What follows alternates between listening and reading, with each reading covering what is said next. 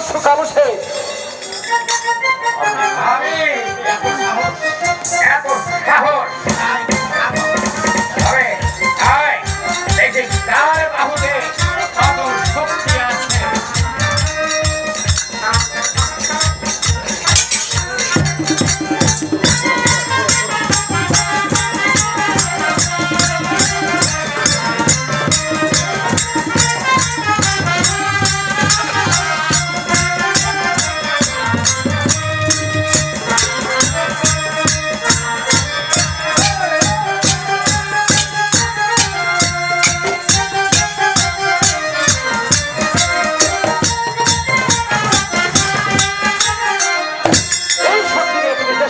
উত্তরার বিভীষিকার সৃষ্টি করে চলেছ। সত্যি করে বলো, আমাদের শক্তি অনেক তুমি। আমার নাম অশোকা, তাহলে কি তুমি মুসাফির? আমি যখনই হেরে যাচ্ছি তুমি তুমি আমায় খুন করো। তোমার সাহস আছে?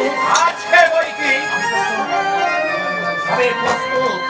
তাহলে এসো এসো বন্ধু, শত্রুতা ভুলে গিয়ে আমরা মিলনের প্রেমদরে বন্দী হই।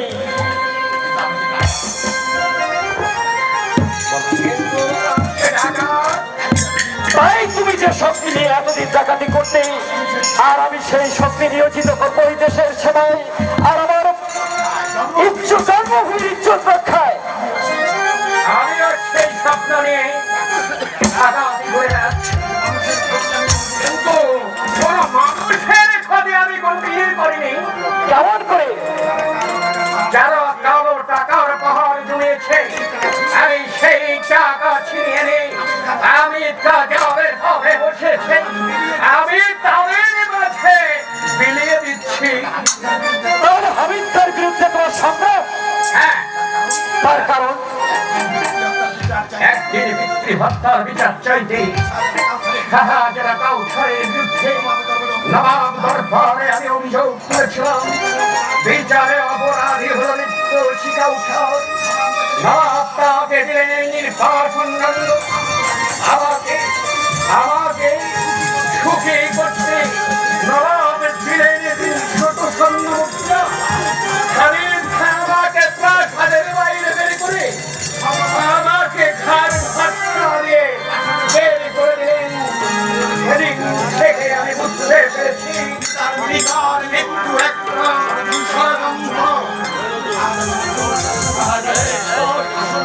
আসলে খুনি ধরা পড়েনি, সেদিন থেকে আমি ডাকাতি করছি আর এই শাহজালাল কাউসারকে আমি তন্ন তন্ন করে দিচ্ছি, কিন্তু তার সন্ধান আজও মেলেনি।